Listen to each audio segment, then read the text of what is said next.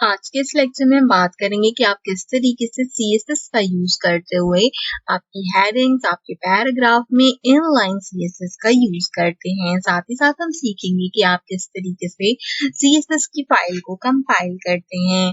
अब से हम जो भी प्रोग्रामिंग करेंगे वो हम विजुअल स्टूडियो कोड के अंदर करेंगे। तो अगर आपके पास विजुअल स्टूडियो कोड डाउनलोड नहीं है तो इसका लिंक डिस्क्रिप्शन बॉक्स में मौजूद है। मेक श्योर कीजिए कि अपने कंप्यूटर के अंदर इसको डाउनलोड कर दीजिए। विजुअल स्टूडियो कोड को यूज करने का फायदा ये होता है कि एट ए टाइम मैं इनपुट एंड आउटपुट दोनों चीजें एक साथ विजिबल कर सकती हूँ। मुझे बार बार अपने विंडोज को शिफ्ट नहीं करना पड़ता यहाँ पर आउटपुट चेकआउट करने के लिए। सबसे पहले हम बात करेंगे कि जब हम CSS में वर्क करते हैं तो मैंने आपको बताया था कि इनलाइन, इंटरनल और एक्सटर्नल CSS हमारे पास होते हैं। इनलाइन जो हमारा CSS है उसका ट्यूटोरियल आज हम कंपाइल करें, फर्दर हम इंटरनल और एक्सटर्नल CSS को सीखेंगे। लेकिन सबसे पहले आपको ये चीज बताना जरूरी है कि हम किस तरीके से CSS की फाइल्स को यहाँ पे कंपाइल करते हैं। तो पहले मैं एक HTML की फाइल कंपाइल करूंगी, जिसके लिए मैं विजुअल स्टूडियो कोड में न्यू फाइल वाले ऑप्शन के ऊपर क्लिक करूंगी। आप इसका कोई भी नाम यहाँ पर रख सकते हो। मैं यहाँ पर इसका नाम रख रही हूँ इनलाइन फर्स्ट प्रोग्राम। आप अपने अकॉर्डिंगली जो भी नाम रखना चाहो आप उस नाम को यहाँ पर रखोगे और उसके बाद आपने आगे क्या एक्सटेंशन देना है .html। आपने जैसे ही .html लिखकर इसको एंटर करोगे ये आपसे कहेगा कि क्या मैं इस फाइल को सेव करूं। तो आप यहाँ पे क्रिएट फाइल पे क्लिक कीजिएगा ना, आप यहाँ पे देख सकते हो कि आप कि यहाँ पर HTML फाइल कंपाइल हो गई है। आपके पास ग्रेटर देन लेस देन का जो साइन होता है वो डिफाइन आउट कर रहा है कि ये एक HTML फाइल है।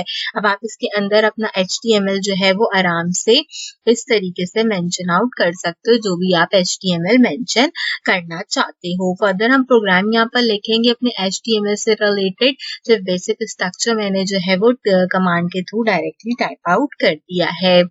अब यहाँ पर वापस वेलकम वाले विंडो पे जाते हैं और क्रिएट करते हैं एक अदर CSS को कैसे कंपाइल करेंगे। मैं यहाँ से न्यू फाइल वाले ऑप्शन के ऊपर क्लिक करूंगी और अब मुझे यहाँ से एक अदर CSS देना है। तो मैं इसका नाम देती हूँ यहाँ पे फर्स्ट फाइल। आप जो फर्स्ट अपना CSS दोगे उसका आप कोई भी नाम दे सकते हो। तो मैंने फर्स्ट फाइल का नाम दिया है, देन मैं आगे .CSS का एक्सटेंशन अब के बार यूज करूंगी। तो जैसे मैं .CSS का एक्सटेंशन यूज कर एंटर करूंगी ये मुझसे क्रिएट फाइल करने का कहेगा और कुछ इस तरीके से यहाँ पर मेरी फर्स्ट फाइल ले आएगा CSS के नाम से। तो अभी जो मेरी फर्स्ट फाइल है इसको मैं अप टू 1000 और मोर देन 1000 HTML फाइल के साथ यूज कर सकती हूँ। मैं यहाँ पे जो भी कोड आउट लिखूंगी वो मैं किसी भी HTML फाइल के साथ लिंक करवा सकती हूँ। हम अपने HTML प्रोग्राम के अंदर अपने हेड सेक्शन के अंदर यहाँ पर लिंक देकर इसको रैपल करवाते हैं। आप देख सकते हो जैसे मैंने लिंक लिखा है इसने मुझे बताया रैपल is equal to style sheets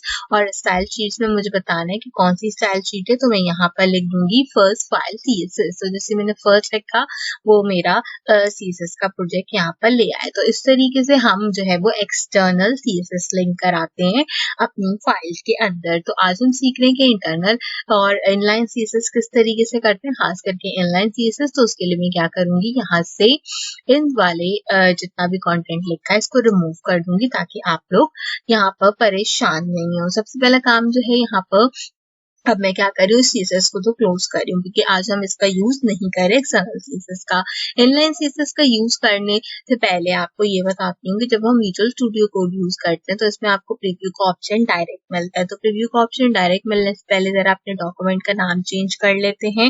तो इसका नाम रख देते हैं माई फर्स्ट CSS प्रोग्राम। मैंने अपने डॉक्यूमेंट का नाम रखा है माई फर्स्ट CSS प्रोग्राम। और अब मैं यहाँ पे क्या करूंगी राइट हैंड साइड से आपको प्रीव्यू का ऑप्शन मिल जाएगा। अदरवाइज आप यहाँ पे Ctrl+K+V को भी यूज कर सकते हैं, लेकिन क्लिक करना वाज वेरी इजी थिंग। तो आप यहाँ पे देख सकते हो कि जो मेरा इनलाइन प्रोग्राम है वो यहाँ पे कंपाइल्ड आउट होकर आ गया है। ठीक है, तो इस तरीके से हम इसका प्रीव्यू डायरेक्टली यहाँ पर देख सकते हैं। एनीवेज एनी हाउ इसको यहाँ पर सेटल कर लेते हैं। फर्दर जो है वो अपनी डिस्कशन करते हैं।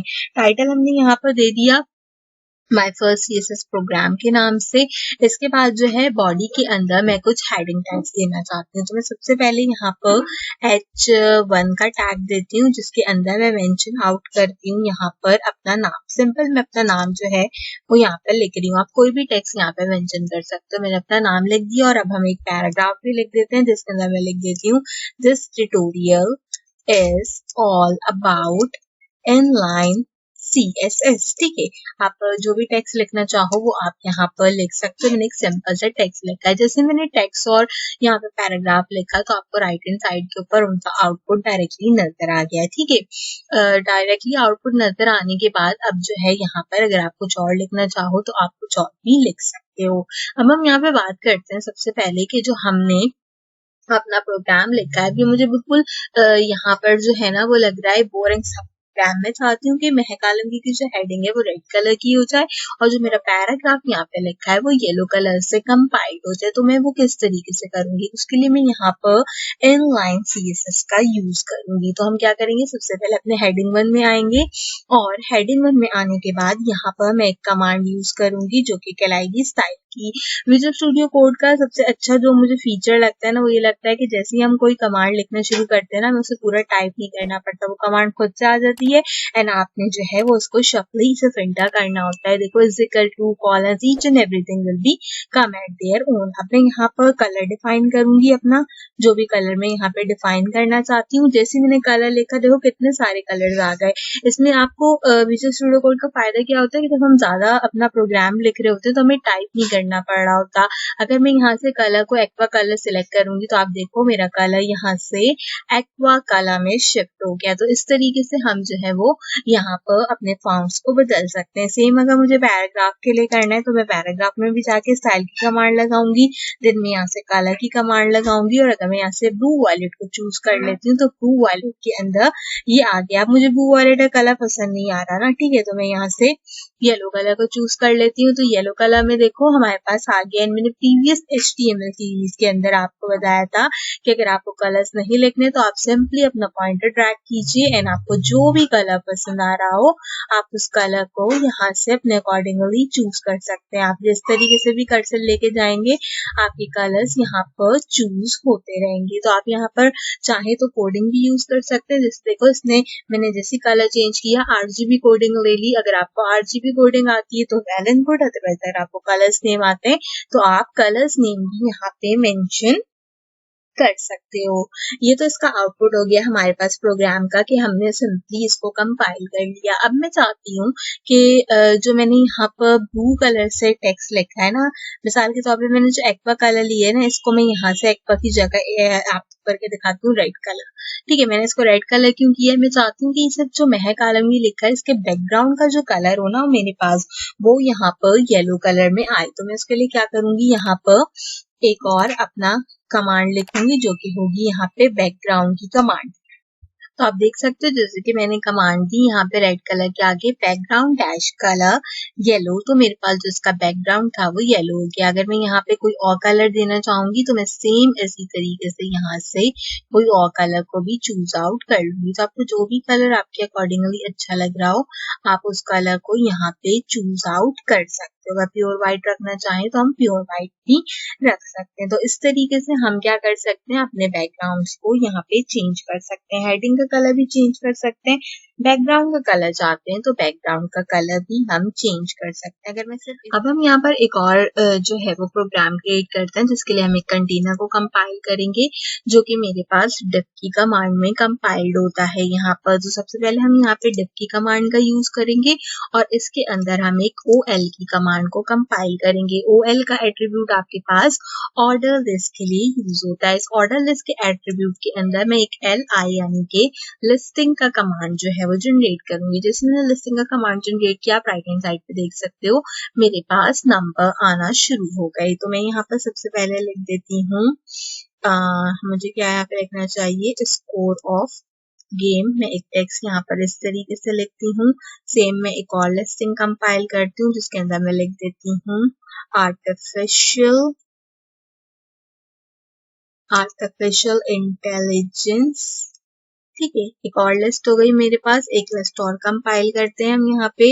इसके अंदर मैं लिखती हूँ web 2.0 and last but not the least एक लिस्ट में कंपाइल करती हूँ जिसमें मैं लिखती हूँ governor send free IT course. आप बाद में जो है यहाँ पर इसकी upper case and lower case में वर्कआउट कर सकते हो, बट जो है वो यहाँ पर मैंने सिंपली आपको एक लिस्टिंग करना सिखाई है। तो इस तरीके से हमने एक अदद लिस्टिंग कर दी। अब मैं यहाँ पे ना लिस्टिंग के अलग अलग कलर्स देना चाहती हूँ। मिसाल के तौर पे मैं चाहती हूँ जो स्कोर ऑफ द गेम है इसका कलर मेरे पास जो है वो यहाँ पर होना चाहिए।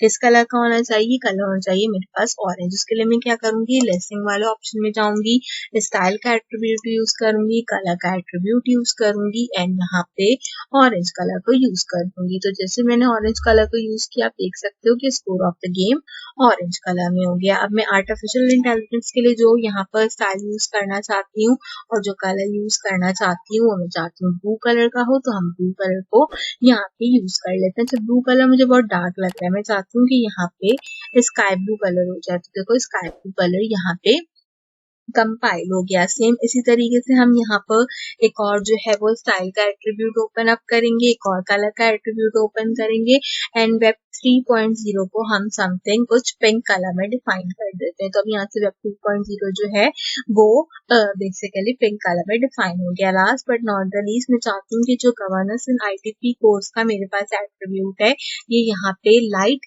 ग्रीन कलर के अंदर जो है वो मेरे पास कंपाइल्ड। तो मैंने इसको लाइट ग्रीन कलर में डिफाइन कर दिया and this is how the program is actually working. तो इस तरीके से हम डिफरेंट डिफरेंट टाइप के प्रोग्राम्स को क्रिएट कर सकते हैं। उनके हमें बैकग्राउंड कलर्स अगर पुट करने हैं तो हम बैकग्राउंड कलर्स भी पुट कर सकते हैं। मिसाल के तौर पे जैसे यहाँ पर हमारे पास ये बैकग्राउंड कलर था, अगर मैं इसी की कमांड को यहाँ से कॉपी करूँ, सेम कमांड को यहाँ से मैंने कॉपी करा एंड कॉपी करने के बाद मैं इसको पेस्ट कर दूं यहाँ पर। ठीक है, तो आप देख सकते हो कि जो मेरा एट्रीब्यूट होगा स्कोर ऑफ द गेम वो हो गया मेरे पास व्हाइट कलर से। अब आप अगेन इसका कलर जो भी कलर आप यहाँ पे रखना चाहो आप वो कलर यहाँ पे अपने अकॉर्डिंगली रख सकते हो। तब आपके ऊपर आप कितना इनलाइन स्टाइल के थ्रू जो है वो यहाँ पर अपनी कोडिंग के साथ अपने गेम चेंजेस कर सकते हो। जितना भी आपको चेंजेस करना हो, जो भी आपको स्टाइल लाइन करनी हो, आप इस पूरे प्रोग्राम के थ्रू यहाँ पे कंपाइल्ड आउट कर सकते हो। तो हमारे जितना भी सेक्शन था, हमने पहले भी काफी सारी चीजों को इनलाइन सीरीज के अंदर डिफाइन किया था, बट मैं उम्मीद करती हूँ कि अभी आपका कॉन्सेप्ट ज्यादा अच्छी तरीके से क्लियर हो गया हो। तो आप मुझसे कमेंट सेक्शन में पूछ सकते हैं इस HTML के अंदर हम जितने भी प्रोग्राम्स अब तक कंपाइल कर आए हैं सीरीज के अंदर, आप इन सब प्रोग्राम्स के अंदर डिफरेंट डिफरेंट इनलाइन एट्रीब्यूट का यूज कर सकते हो और इनको कंपाइल कर सकते हो। नेक्स्ट लेक्चर के अंदर हम सीखेंगे कि किस तरीके से हम इनलाइन सीएसएस का यूज करते हुए एक अदद अमेजिंग सी गैलरी को क्रिएट आउट करते हैं। तो मेक श्योर कीजिएगा कि नेक्स्ट लेक्चर के लिए आपने मेरे चैनल को जरूर सब्सक्राइब किया हो, बेल आइकन के बटन पर प्रेस कीजिए, कंप्लीटली फ्री और इससे आपको मेरे आने वाले हर वीडियो का नोटिफिकेशन टाइम से मिलता रहेगा। आज की वीडियो के लिए बस इतना ही। आपसे मुलाकात करूंगी अगली वीडियो में किसी और अच्छे टॉपिक के साथ। तब तक के लिए मुझे दीजिए इजाजत।